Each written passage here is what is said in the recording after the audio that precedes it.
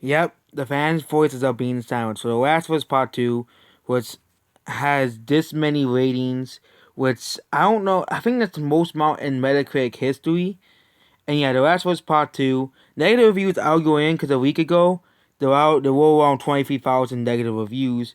I think the problem is Metacritic's, you know, having a very difficult time processing these reviews, and the positive reviews is much less of those. So yeah, I won't be surprised if the negative reviews are more like 40,000. But they are having a trouble processing because the negative reviews because there's so many reviews on the site, and that's the real problem. Metacritic, they're not like Rotten Tomatoes, so they can handle a much massive amount of reviews.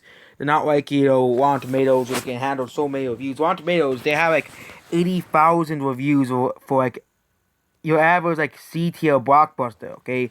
Like your Booksmart of the world have like 50,000 reviews. Movies that nobody wants to see. Booksmart, okay? The Rise of Skywalker, for example, has 100,000 reviews total. I think on there are over 100,000 reviews on Rotten Tomatoes.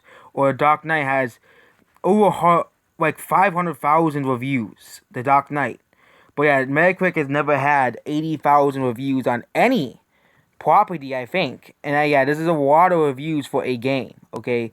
Which is at 4.5. There's 15,000 to 449 reviews, 1,857 mixed reviews. I think those are going in the best, and negative reviews. And I think another problem with the negative reviews, yeah, even though I don't like the game, is that some of these reviews, they only have like one game. I get some people, that's like the first review, but there's a lot of reviews that are kind of like, similar. And yeah, the problem is some of these reviews came out hours after the game came out. Okay, hours after the game came out. Okay, you know, after the of course the ending was going around on YouTube. The awful scenes on the game were going on YouTube. Obviously, someone could have saw the ending before and then when they got the game, and they said okay, but again, a lot of people probably giving it zeros and they only seen the ending on YouTube. Well, that's another big problem. You should actually play the game before you leave a negative review. Soccer, you should actually play the project before you actually review a game or a movie. Okay, that's a problem with some of these reviews. Some of these people, I don't think they even played the game at all. Okay, this game took like 50 hours to beat, and yeah, I think Metacritic does need to have some type of, thing similar to Rotten Tomatoes. Hey, if you have to play the game in order to review a game or a movie. Okay, and yeah, and of course they could have it. Well, verified reviews. But again, the verified reviews were a problem with Rotten Tomatoes because Disney could easily buy, reviewers for that sales to Disney, and that will be the problem with the Disney movies to get like 10 out of 10 or 7.0 out of 10 like IMDb does and stuff. And we don't want that to happen. That's Disney botting, okay? And of course, Rotten Tomatoes is a still Disney site. We all know it is. But yeah, The Last of Us Part 2 is doing user reviews, which I don't think is good.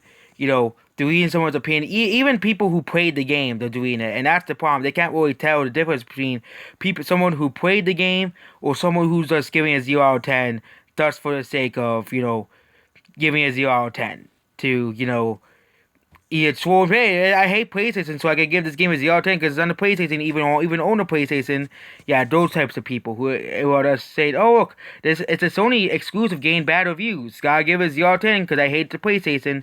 Those types of reviews. So that Metacritic really needs to do something to differentiate the reviews from the genuine reviews from the actual negative reviews that's giving the game a 0, even though they haven't played the game or. And yeah, leave the genuine reviews up, like the actual people who played for the game.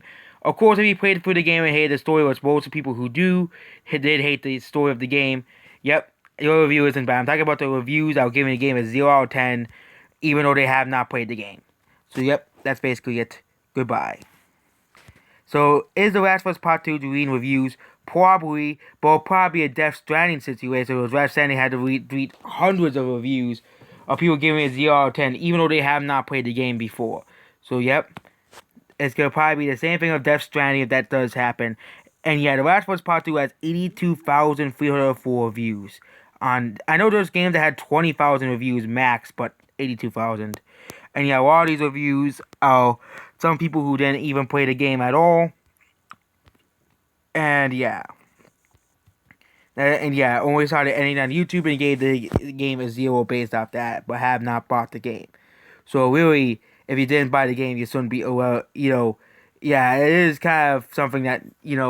So if you played the game, you can go like the actual people who played the game.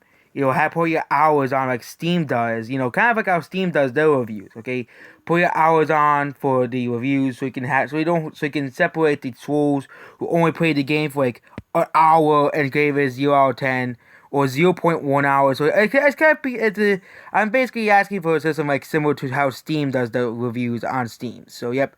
So that means Metacritic are basically like Steam reviews for everybody. So that's basically it. Goodbye.